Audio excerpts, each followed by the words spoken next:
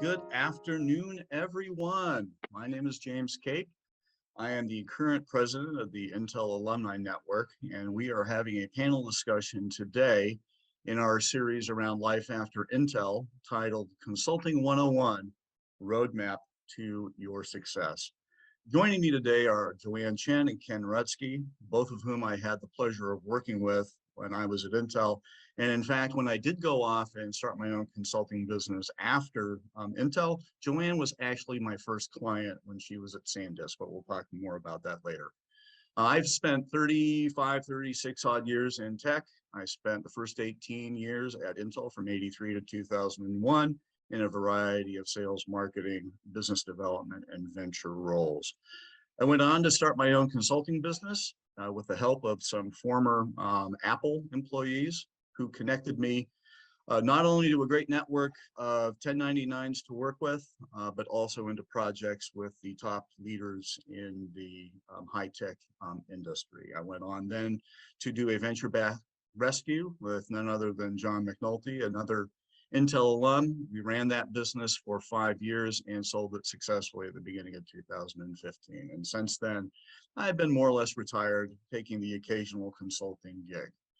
Now, with no further ado, let me hand it over to Joanne Chen. And Joanne, why don't you give us a brief background on yourself, what you did at Intel and how you arrived at the consulting, and then we'll flip it over to Ken.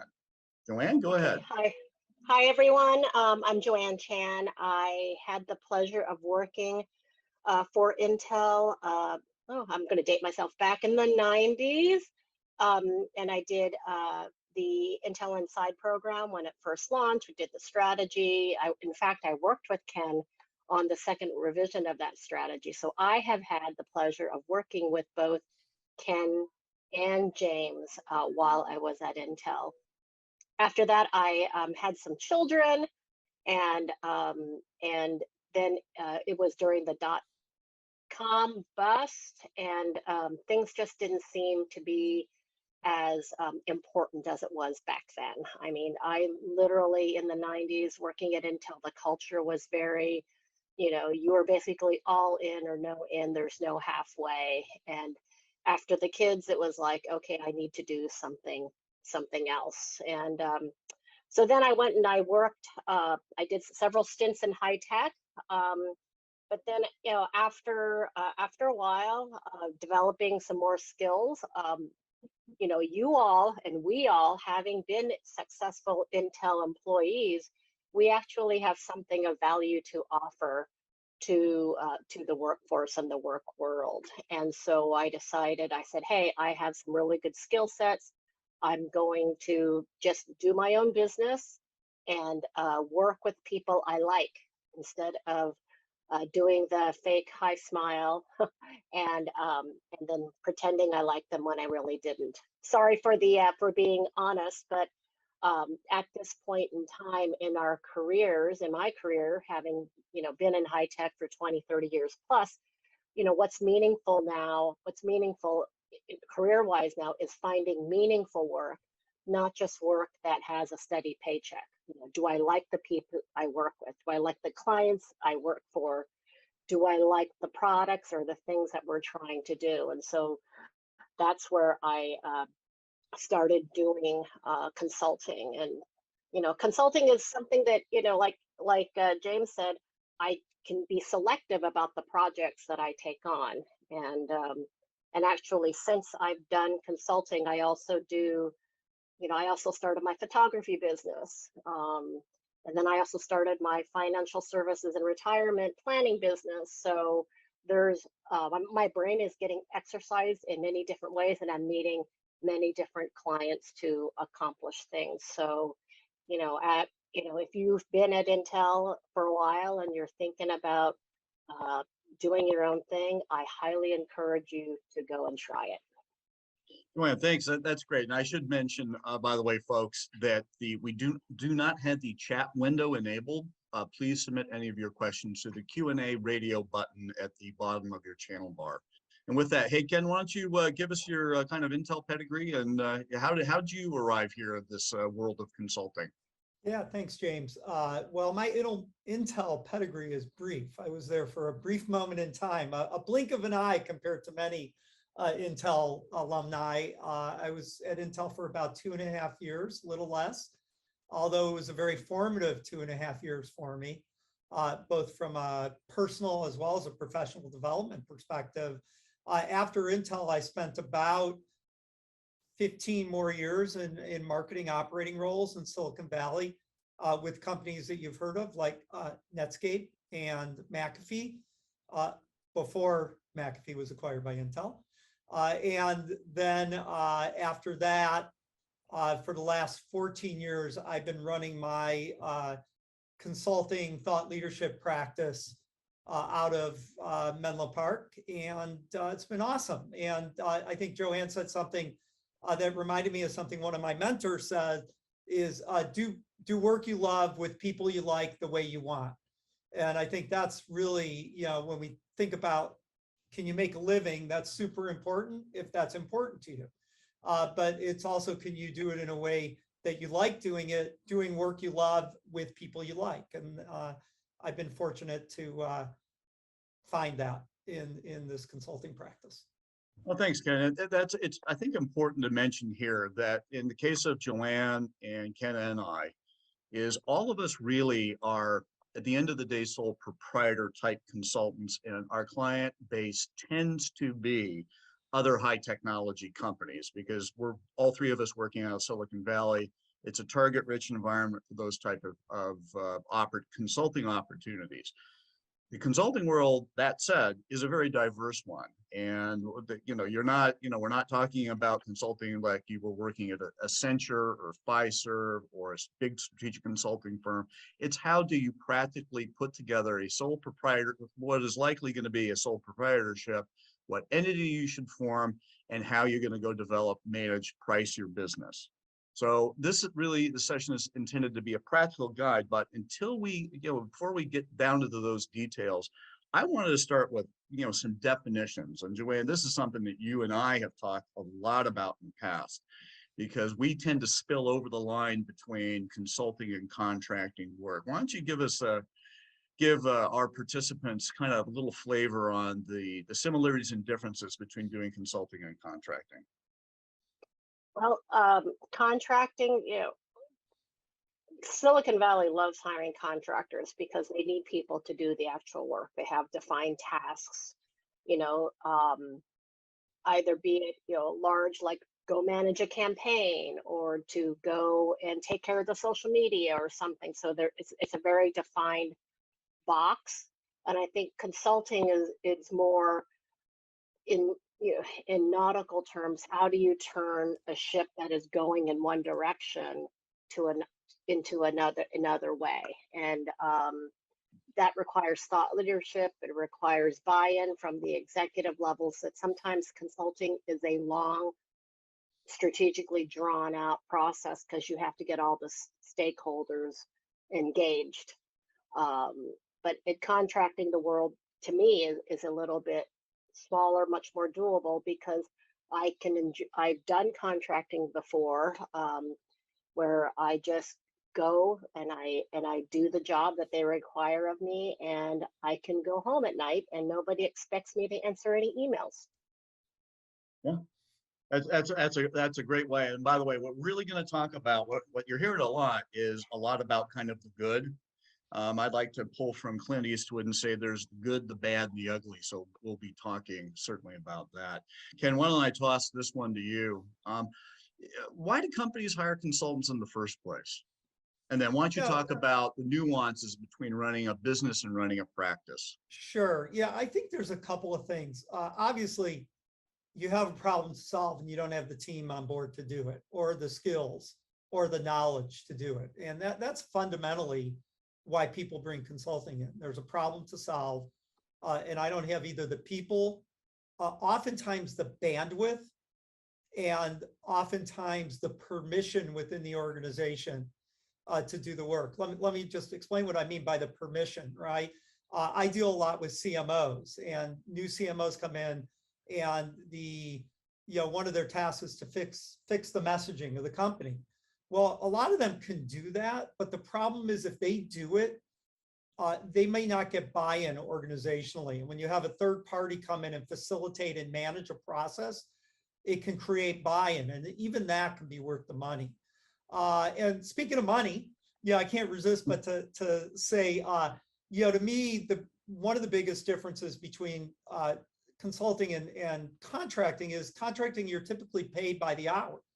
And there's nothing wrong with that, by the way, if you're satisfied with the hourly rate that you can demand in the marketplace. However, if you have a target, let's say, to make $1 million a year in your practice, it's going to get really hard to get someone to pay you $500 an hour. So if you move to more of a value-based delivery model and value-based pricing, then you can actually end up working less and earning more. So you really have to price on value when you think about the consulting model versus a contracting model where you're typically being paid by the hour. And then that kind of segues a little bit into a practice versus a business. If you think about a brain surgeon, right? They run a practice. If you think about the optometrist and the people making your eyeglasses at Lenscrafters, they run a business. And that's kind of a nice contracts frame, right? What makes Lenscrafters successful? They have systems, organization, funding, and assets, right? And they use that to create revenue and earnings. Where the brain surgeon, really, he just has him or her.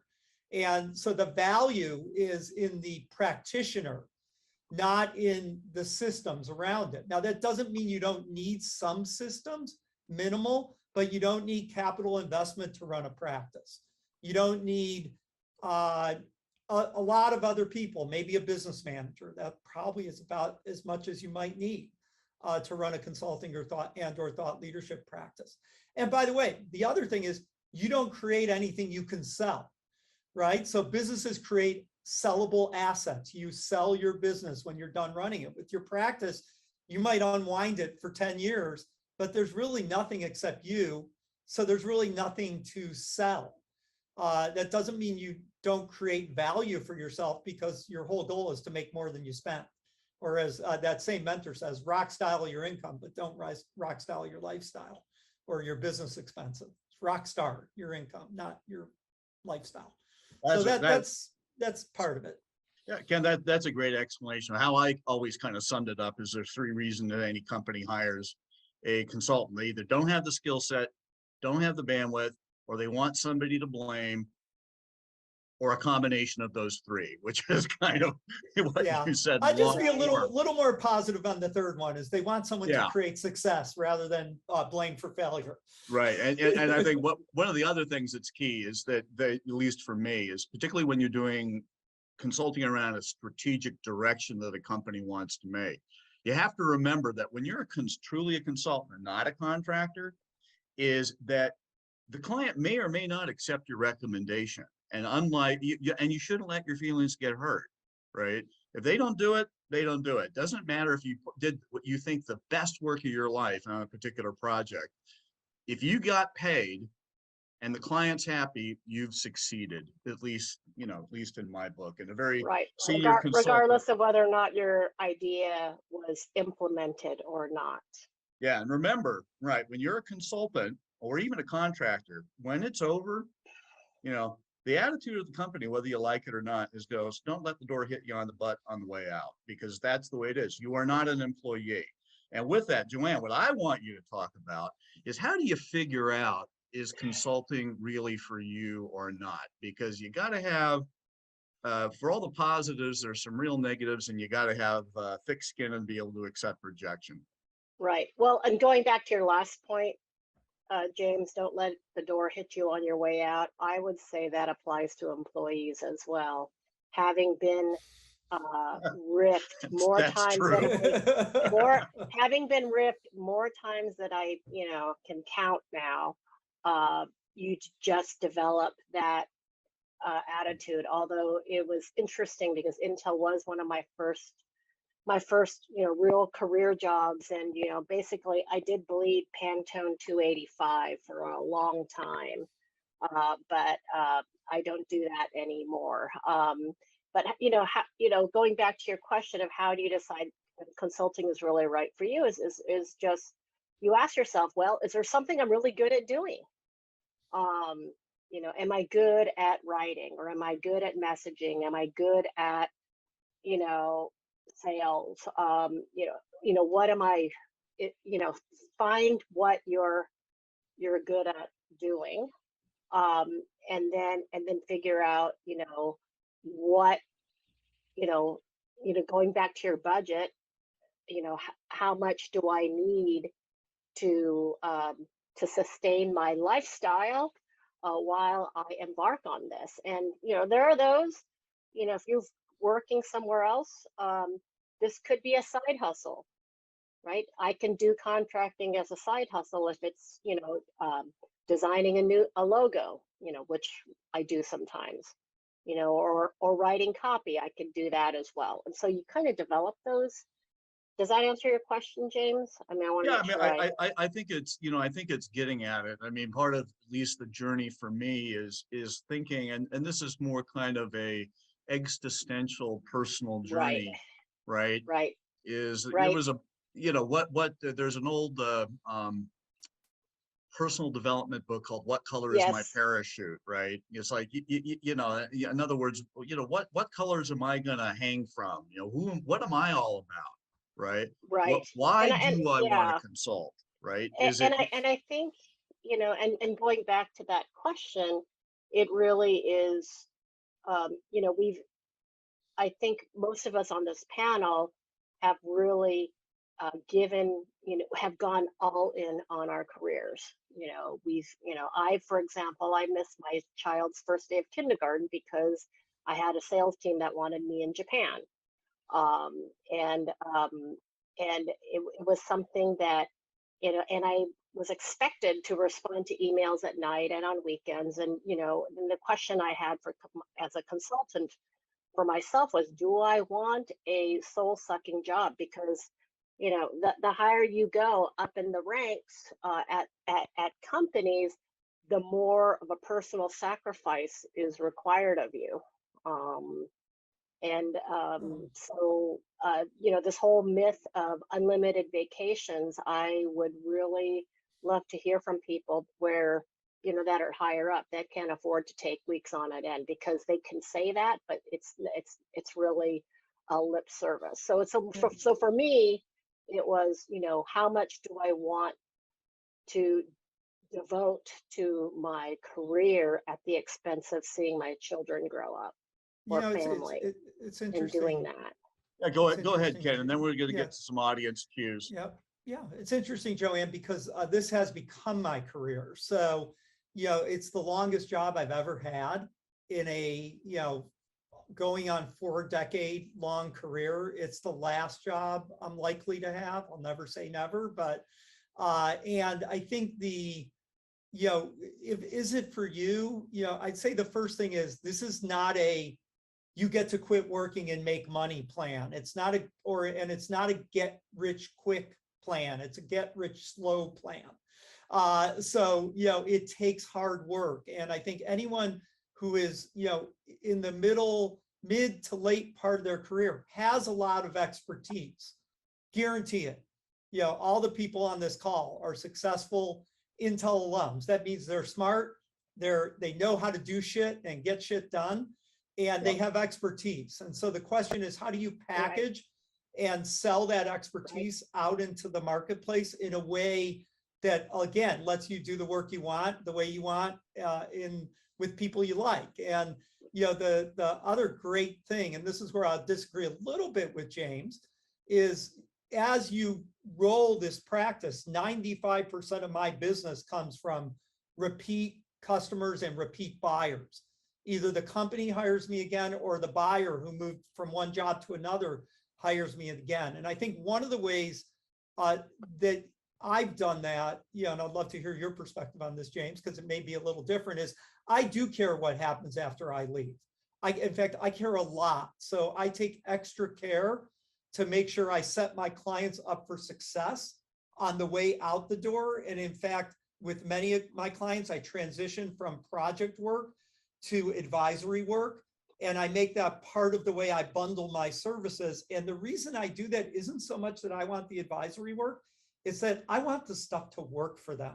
Because I know in the long run, one, it's more of a legacy for the work I've done.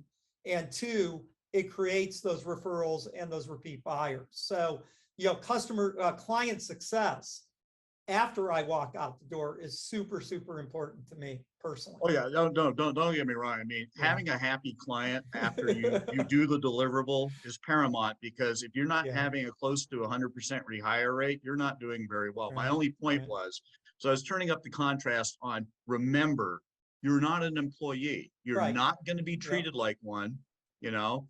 If, and in fact, one of the worst experiences I had consulting is where the client who hired me began to think I was an employee Oh, and said, yeah. why aren't you here at 7:30, 8 o'clock in the morning? I Yeah. go, hold on a minute. You know, I'm My not an second, employee, you know? my second client was Cisco, and they gave me a Cisco email address. That's the kiss of frickin' death, Yes, because then they expect you to respond to it like you're a Cisco right. employee. So when a client asks me to take an email address, I fight it tooth and nail. In fact, I think I've only done it one other time, besides the point that it messes up my personal work style because I got to do multiple inboxes and all that crap. But as soon as you have an email address, you become an employee in their mind. Yeah. And that sucks. Yeah, when the consulting firm that I work for, you know, I had my own little business, and another Intel alum would join me on a lot of projects. Yep. I also became a principal consultant for Roner and Associates. Ron Roner is famous for being Apple's first channel chief, and then he ran channels for McNeely, bringing Sun from selling workstations direct to a very healthy, robust solution provider channel. I can remember Ron saying this to me, you know, when we made recommendations to the woman that reported to Ballmer, who was redoing the channel strategy, and she says, "No, we're not going to do that. Those are great recommendations." And I was flaming pissed, because we worked really hard on this. You know, we had 3 years of Microsoft P&L, which is, God, why they gave us that to us, I have no frickin' idea. And I was working with the quant jock that was, you know, the guy who's doing all the numbers. We came up, we thought was a brilliant plan. And they patted us on the head and go, thanks. You know, that, you know, you got to remember, you know, Ron's check cashed for me, so it was fine, right? I made my money. The client was happy because they were able to eliminate some decisions that they thought they were going to have to make. So that's, now, Joanne, we've been kind of babbling here. You know, what some of your thoughts here?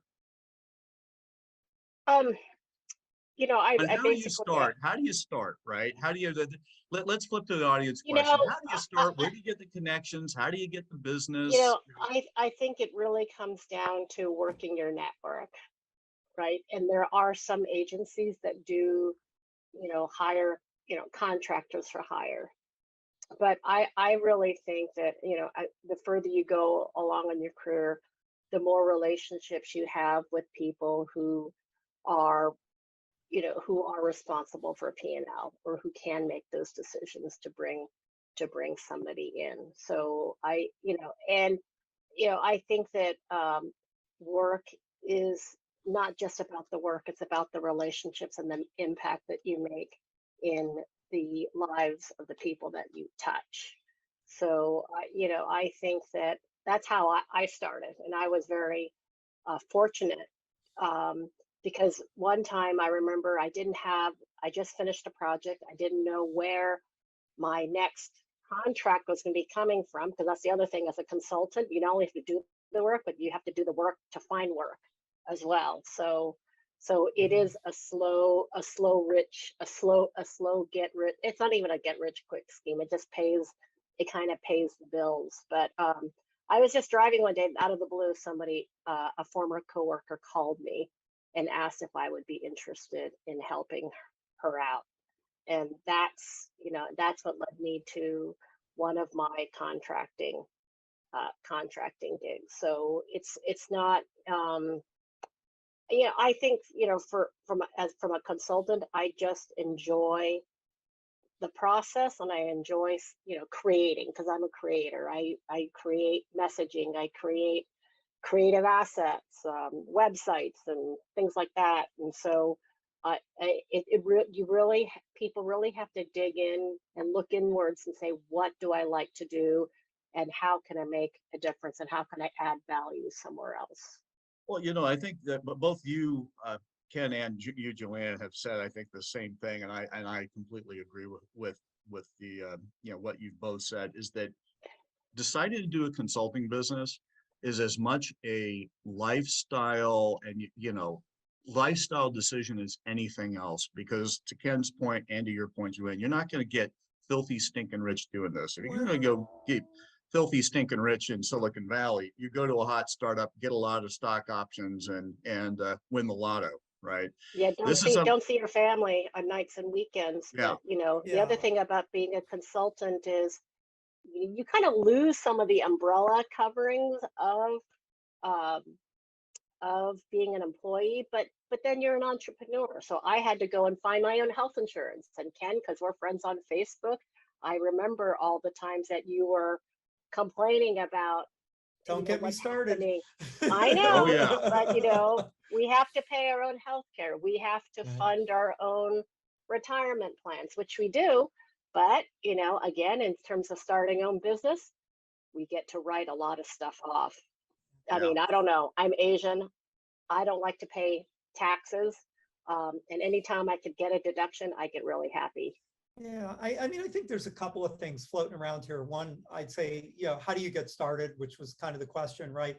I got started kind of accidentally. I got riffed out of the .com, coming out of the .com bubble. I started talking to people, and I got offered a consulting contract. That contract turned into 2 years of consulting work. A third of the way through it, I got a second client. And then I got very deliberate about it. So for the first 18 months, it was kind of accidental. And then I got very deliberate and I started learning about different models. I read a book, which I recommend for everyone, called $1 Million Consultant by Alan Weiss. A lot of it I don't agree with, but the one thing I learned from that book is how to do value-based pricing. And that changed my whole approach to everything. I stopped worrying about what my hourly rate is and started worrying about what the outcome and the value of the outcome to the client was. And then I ran into a group called Thought Leaders. Thought Leaders is called $1 Million Expert back then. It's now called the Thought Leaders Business School out of Australia. And I learned their methodology for packaging your intellectual property and what you do well. And then I've leveraged those two things together, kind of consulting and thought leadership, to build a sustainable income stream where my whole goal is to earn more than I spend so that I can bank money and invest it. And that's what I mean by get rich slow, right? Is earn more than you spend, bank some money and invest it. And it is not unrealistic if you're willing to put the work in and do the work to build a practice that makes anywhere from $300,000 to $1 million a year. That is an attainable consulting solo practice that has minimal expenses, and that's the goal. Right. And so, you keep trying to improve. I've written one book. I'm writing my second book. That's part of the thought leadership program. And it's also something I love to do. So, I think that's getting started. Absolutely the network. My first 4 or 5 clients came directly out of my network. And even today, 90% plus of my business is from referral or recommendation. And referral is great, but recommendation is great, but referral is even better. Recommendation is, hey, go talk to Ken. Referral is, you need to hire Ken because he does this and that's what he's great at and that's what you need. And that's the best selling you can do, is to not have to sell. Yeah, but again, that doesn't happen at day one. That happens over a course of 5 to 10 years. Yeah, so so to your point, Ken, even if your network is relatively small, I mean, one of the things that really helped me when I was putting together my business, and then I was hired as a principal consultant for another firm, is I had to put my bio together, right? I had a resume, but you got to think about, what is my personal story? What's the arc of that story? Where did I begin? In my relationship with the tech world, because that's when I was trying to get hired. I was trying to get consulting gigs with with high-tech companies in Silicon Valley. I didn't want to have to fly anywhere. I didn't want to have to work for consumer packaged goods companies. I didn't want to, because tech companies, because of my experience with Intel, among other things, I felt I had a natural affinity towards that. So I started small, right? I started with my network. I reached out to Joanne after I got I understood what my own personal story was, what was my narrative, right? Then you can think about, okay, if that's my narrative, what am I good at? What might people pay for, right? Because we are Exactly. all three brains in a bottle, right? Well, we're our own individual bottles, and that's what they do. They're hiring a brain in a bottle when when they're hiring a consultant. Joanne, I see you chomping at the bit there. I know you've got a good comment about this one. Well, and I think that, um, I love the concept of entouraging, because even though there are three bits in a bottle, three bottles floating in the ocean, that doesn't mean that, I can't, bring, you know, um, Ken along as my expert in X, or you on a call as my expert in Y. I love the concept of entouraging and contracting so that you don't have to feel like you're doing it alone, Yeah, right? you and I, So that, you and I have actually done that a couple of times on projects. right, we've done that. Yeah, And also, I think, getting started is not only working your network, but, being very clear about the problem that, and repeat back to the client, this is what I hear, this is the problem that you solve. This is why, when I write up a proposal, I kind of outline, this is the problem, this is what we're going to do. Here's the phases, here are the deliverables. And one thing that I can't stress enough in my proposal is, what's outside of scope, yes. right? Scope If I, creep, scope yeah, creep. Yep. yeah, yeah. If I do a branding exercise, it's like, I'm not going to design your logo. That's outside of scope. I'm not going to do your brand book. That's outside of scope. So those types of things. And so you in a way, it kind of serves to, define the boundaries for the engagement, but also give the client a little nudge about, oh, this is also some things that you need to be think about doing, and hopefully you'll hire me to do that as well. Yeah, that Right. begins to speak. That kind of begins to speak to how do you make the client successful, and how do you keep them happy? And I think you're hinting at this, and I'm sure Ken agrees with this. Is you got to spend a ton of time up front really understanding the problem that the company is trying to solve, that they think they've brought you in to solve, right? And this is before you even begin any work. This is when you're putting your proposal together, which will include a scope of work, the problem statement, the scope of work, what's in scope, Right. what's out of scope. Right. Invariably, when I was doing my own projects, when I was doing things with Ron went as managing partner, he would close business, and then I was on the team that did the work, right? You got to get the problem statement right. And, Looks like if it takes you days, we kind of lost Joanne. Her lighting's up, happened No, to her. my lighting went out. I thought I was fully charged, but All it's right, all well, right. Still here. that's a very good looking headshot there, by the way. So, Oh, hey, thank you. James, I'd add a few things here. I think partnering is great. Back to my comment of doing work the way you want. I don't like doing it, right? And it's not because I don't like the other people. It's just I don't like the added complexity of being interdependent on other people for deliverables. It just creates psychological and emotional stress for me that I don't enjoy. And so I do not often do that. But the other thing I've done is I've narrowed in on a scope of services that I provide. And about 80% of my practice is doing the same scope of services over and over again. And so it's just tweaking within that scope. And that's one of the ways I can, literally create a proposal in, hours for a client. right. I think the second thing is what you are changes over time. I mentioned that I'm working on my second book, and I was writing the back cover copy, and my back cover copy is almost on that little blurb, 3 sentences about the author, totally changed from the last book that I published 7 years ago. Now, my work hasn't changed that much, but my positioning is shifting. And so just like any marketer, how you position yourself in the marketplace changes over time with your experience, with your skills, with what you learn that clients value more. Because one of my whole goals is dollars up and days down.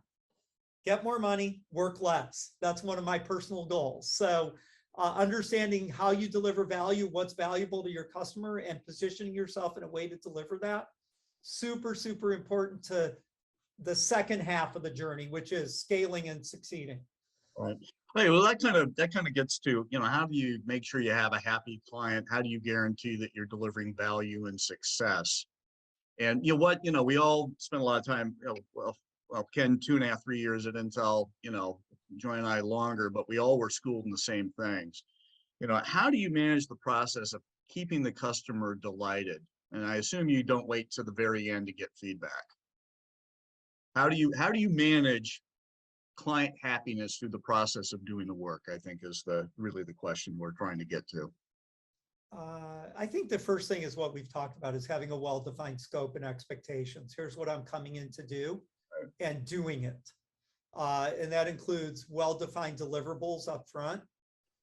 Prior to starting the work, I always am articulating, here are the deliverables you'll get in each phase of this project, and providing samples of those. So, keeping, I don't know who told me, this might have been someone from Intel, it might have been Dennis Carter, said satisfaction equals reality minus expectations, right? Oh, I so love that one. So set the expectations right, and then over deliver on them. And you'll have a satisfied client. As far as measurement, I don't do a lot of that because I get feedback constantly. And I know how the project's going. And if I feel like I'm off of it, like I don't have my finger on the pulse of the project, I'll just ask. I'll ask my buyer, tell me how it's going. And if I don't feel like I'm getting a good answer, I'll say, let's grab a cup of coffee. How's it really going? Those are good points. And then one of the audience questions here is, how do you keep the customer happy, but as a step one, how do you sort out what to charge them? And that is kind of related to scope of work and getting your milestone deliverables set.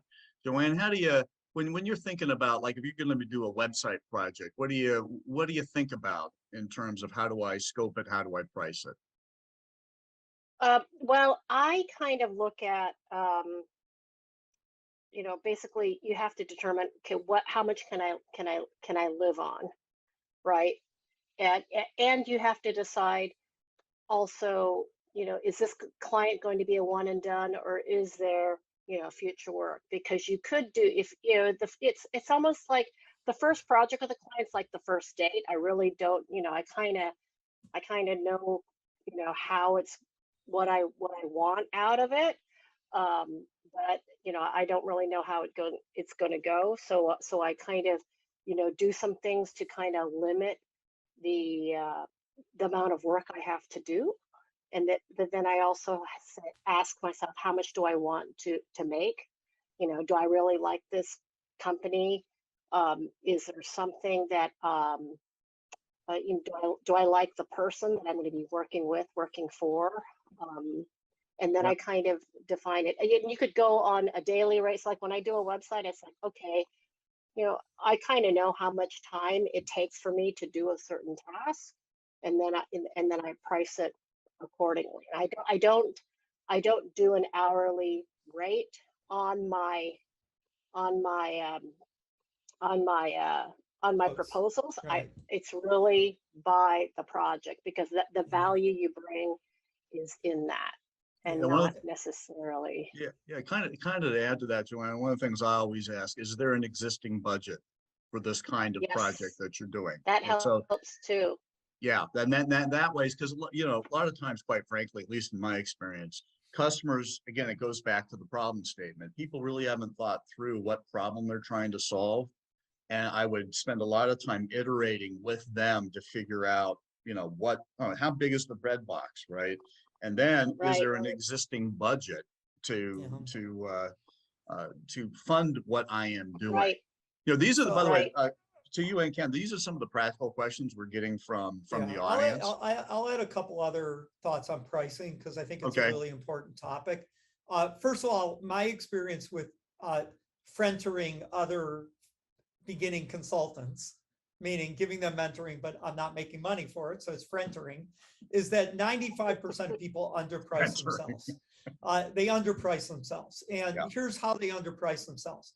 They say, oh, well, in my business, someone who does my job makes $200,000 a year. So I'll divide that by 2,000 hours a year. That's $100 an hour. I think this project's going to be 20 hours. So I'll charge 20 times $100 an hour.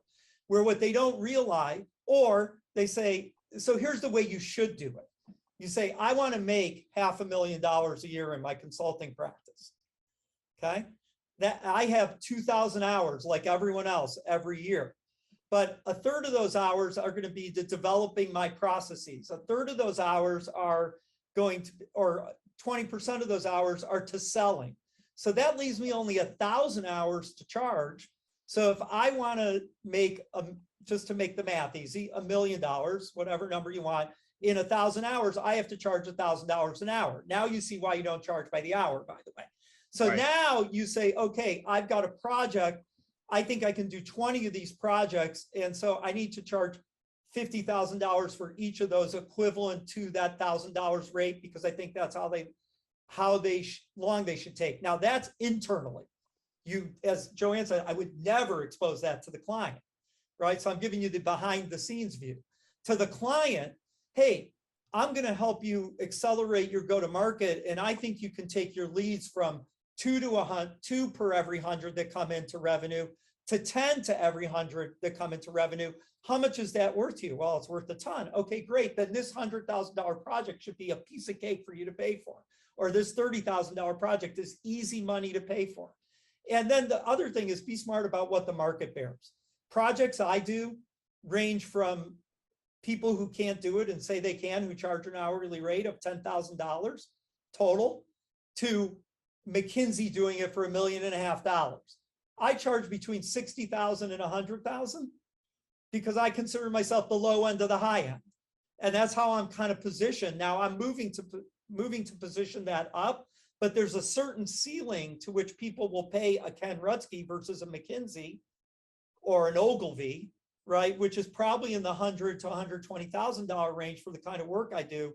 So I know I'll never get above that. And the question is, how do I raise my profile and my positioning by writing books, by blogging, by doing all that kind of stuff, so that I can raise my rate slowly. And it's not about budget. It's about, we got to hire that guy because we're going to get to our IPO faster. We're going to get to our C round faster. That's the way you want to create the dynamic. Well, that kind of also begs a question, and this is a comment and a question from our attendees, is, depending on who is sponsoring the project, whether it's marketing or the channel sales organization or HR, wanting to do an org development or org change kind of process, pricing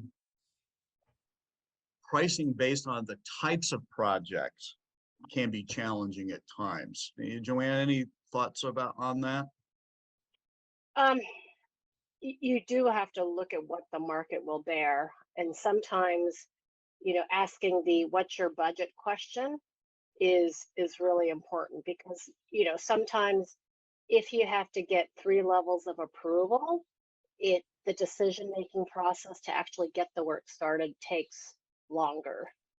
So that's the other thing I look at as well. And so, your client is also thinking about, and I know that we've talked about it, with regards to James, is it better to hire someone like James Cape to help us with, some of these staffing and process things, or should we just, hire an employee and, task them with doing this thing? So, Right.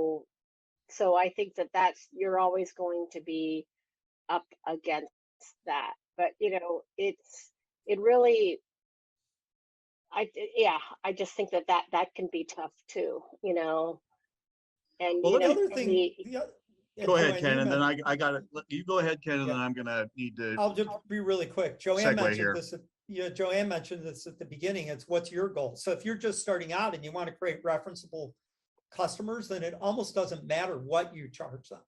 If you're doing this for 5 years or so and you're super busy, your price goes up, just like a contractor who's got all his guys contracted out building houses and doesn't really want to do that project. And someone says, but I'll pay you $1 million for it. So you got to kind of be business smart at the same time. It doesn't there's no single formula, because the smarter you are, the better you can do. And you're all smart. So think about it strategically. Well, kind of a segue from that Right. is here's a good audience question that I have. Let me share my thoughts and I'll hand it back to you guys. You know, is there a method you use to actively track a client's happiness or value and success that you contribute as part of your project? If you get feedback at the end of the contract, is it too late? And I think the answer is if you wait until the end, yeah, it's too late. That's too And late. at least for me, when I managed a client projects that were specifically mine and I was not part of a consulting team, I would use my guiding light in the weekly hour one-on-ones that I would try to have with my clients. Sometimes I could get them, sometimes I couldn't. I would always walk in with a printed copy of the proposal that both parties sign. Mhm. And I'd say, Yeah. okay, this is phase one. There are, for example, 3 deliverables in phase one. We've done 1.5 on them. This is where we're at with those 1.5. And this is our plan to complete this first deliverable milestone. And here's deliverable milestone number 2. We need to start planning for this. And these are the people I need to talk to. And that's a very important point also, I think, for anyone looking to do a project as a consultant, is you need to do your 360 interviewing of the stakeholders that are going to be involved or judging or contributing to or providing data in your project, the project that you're being hired to go do, right? Right. But specifically, when it comes to managing client happiness and having a happy client at the end of the day, because I had pretty close to 100% rehire rate. I had 45 clients and I did over 100 projects. So I did pretty good, right? You know, there are a couple of people that didn't hire me again, but more times than not, that wasn't the case. So use your proposal, right? It clearly Right. states what the problem is, because I've had plenty of examples where I've gone through a milestone review in a one-on-one and the client goes, oh, that's not what we're trying to solve. I go, oh, hold on a minute. You know, it says it right here. Oh, Yeah, I think that's what we're trying to documentation solve? is, yeah. I mean, we at Intel, we've learned, one of the, I think it's still a value is discipline. And one of the discipline things is to have it in writing. So Yeah. the discipline approach of getting the proposal done and bought off and Yeah. agreement on what the deliverables are super important. And managing You the know, schedule against that too. yeah, and managing the schedule against that as well. I think, I took a sneak peek at some of the questions. One of the panelists said, you know, how you get started. I mean, I got started I went to my local Sunnyvale business and I got a business license and I hung up my shingle, as a sole proprietor, because I was figuring out, who can, what am I being liable for in terms of, making, making a bad brand recommendation or a bad message. So I kind of weighed out, do I really need an LLC? And I started and I actually did get an LLC when I was doing more video production work and photography work, because if one of the guys that I brought on board got hurt on location or a location shoot, I wanted to limit that liability. So I got an LLC just to protect the personal assets. And that's why you would do it is, if you could form an LLC to limit your exposure should any and risk, right? Ken, you can talk about that. There's also significant look, I'm not a tax advisor or a lawyer. There's Right. significant tax advantages to being a corporate structure. I happen to be an S Corp. The main reason I became an S Corp is for the tax advantage of it. Also, I have, and I know this is a question, and then I want to jump to one other topic real quick, if that's okay, James. I have liability insurance, but I don't have errors and omissions insurance. So I have general business liability insurance. And I am an S corporation. I do want to go back to pricing real briefly, because I thought of something as you guys were talking about this. There's really 3 things to a price. There's the scope of work to be done, there's the cost, and there's the business terms. So the scope of work and the value delivered drive the price. but you can be really flexible on business terms. My standard business terms are to get 50% upfront, 25% halfway through the project, and 25% at the end of the project. If a customer says to me, well, I'm waiting for funding, or I have to pay it out of this quarter, I'll take 100% of it now, sure. What, you want to delay it? You want to give me 80% at the end? Well, then maybe the price needs to go up a little bit to cover the risk and the timing. But be really, really flexible on business terms, because you can control those. One of the other things I did is I got a business line of credit. So if I ever really get into a cash crunch, I have a business line of credit with Wells Fargo. And I just use that to cover cash flow issues. And that makes it really less stressful on you when you have some ups and downs. So those are a couple other things. Yeah, you guys are making a great point. Go ahead, Joanne. And actually, when you put this in the ugly column is when the clients don't pay you. Yeah, you know? I mean, if I do a 1 day, that's why I get half up front. I always take half up front, right? Yep, exactly. If you don't want to do that, then maybe you don't have the budget. You're just looking for some free help. Yeah. Right. My ugly's been very small. I've had like I've had less than 1% default of money owed to me over 14 years. So. Right. Yeah, but you know, it's the whole thing about chasing it too. That is, it just takes your time away from anything else. Yep. And then, you know, how do you say a friendly reminder? I just hate chasing people for money. You know, personal and professional. Well, I can tell you that there have been situations, and this happened at Apple when Apple asked me to do a light channel strategy project, right? Mini, right? They said, "Well, come in and pitch us," and I should have realized it was a bad idea, right? Because all they did is I pitched them, they shook my hand and showed me the door, and I never heard from them again. Oh, and they probably took your idea too. And they took your idea, so don't again. This isn't Intel. You're not walking in, hey, look, I'm contributing to Slurp. This is my view of how we should market the Pentium, right?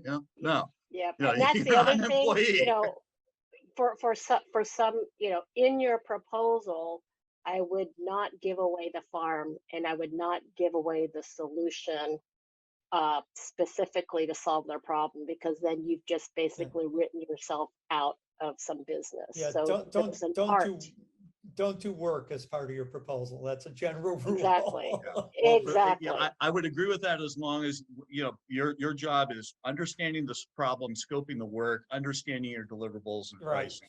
And then you should, by the way, guys, you should always take a certain amount of, call it goodwill money up front. If you're not, you could really get screwed, right? Yeah, and I've known people who've gotten screwed with this.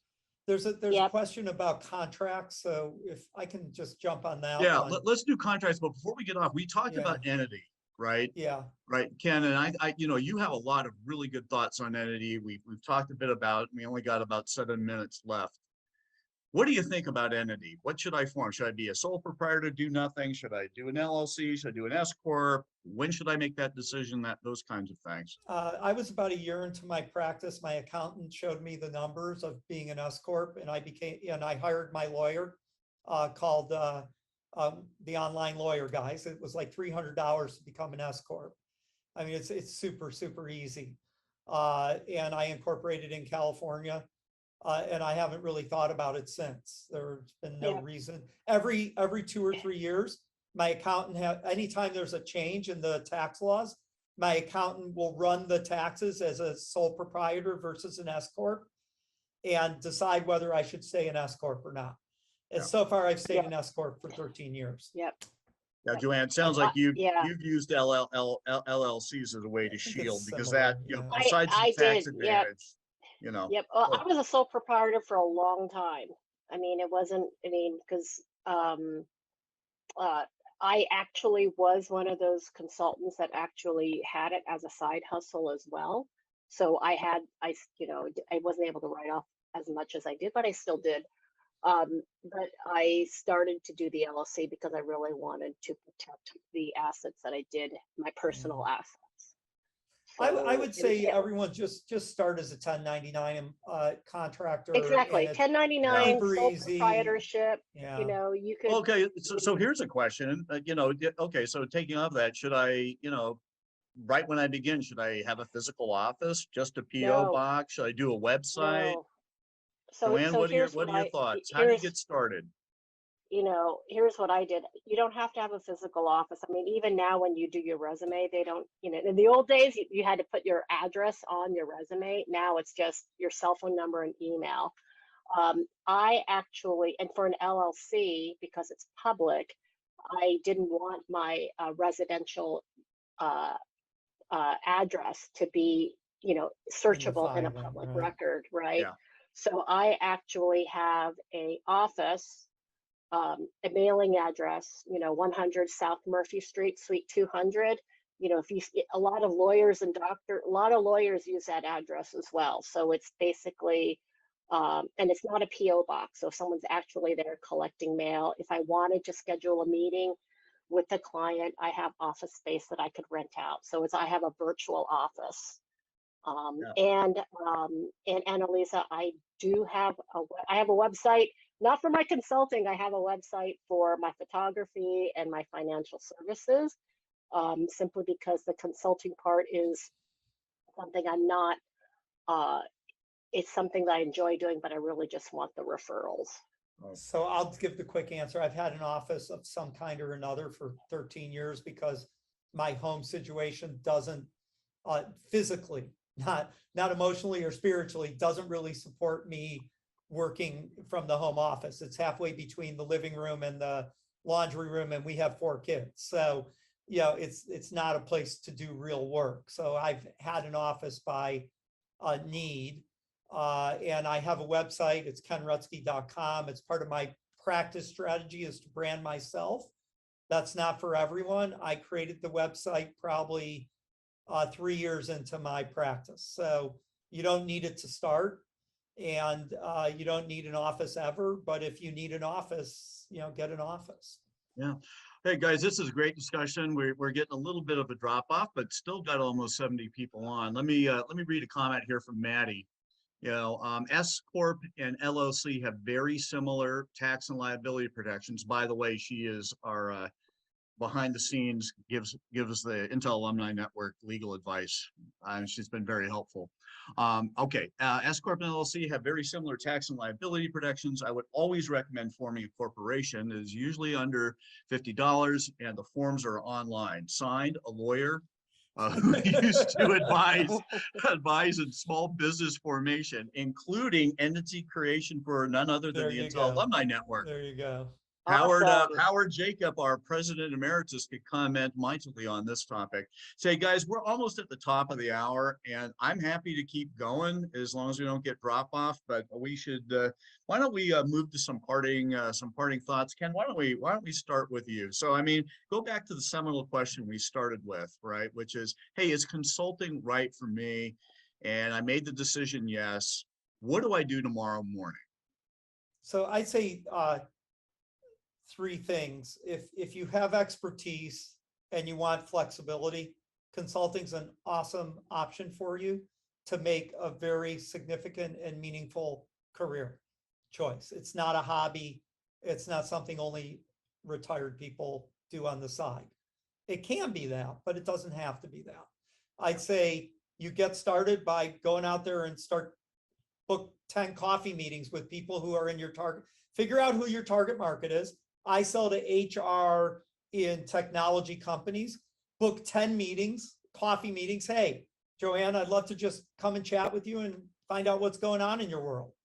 And then you'll find your first project in the 5th or 6th meeting, probably, maybe in the first one if you're lucky. So just start going out and talking to people. Figure out who your market is and go talk to them. That's the best way to get started. And from there, if you're interested in, you know, thought leadership as a strategy, I'm more than happy to talk to anyone about thought leadership. And I think you'll find other people like James and Joanne out there in your network who are happy to have a cup of coffee. You just have to ask. Yeah. Yep. That's for all of us. Joanne, some quick parting thoughts? You know, I think that, you know, like Ken said, everyone here on this call has something to offer and, has been successful. I think, the next challenge, if you're thinking about doing consulting, is just, figuring out what you're really good at and how you want to package yourself and market yourself. And go have those coffee meetings, but I cannot stress the importance of being authentic about the relationship. It's not having coffee so that you could get a gig. It's really having coffee and connecting with that person to see how you can help them. I mean, we're all, consulting is a service industry, and we're all in the service of solving people's problems, making their lives better. And for me, I just enjoyed the flexibility and the ability to be selective about the type of work that people ask me to do. So, Yeah. I could decline things even though it will put some money in the bank, just because if I'm not passionate, I will not do the best work. And it really gets to be a grind. Yeah, I agree with all those. And you know what, I'd really like to, wrap this up. All Bye, right, guys. bye.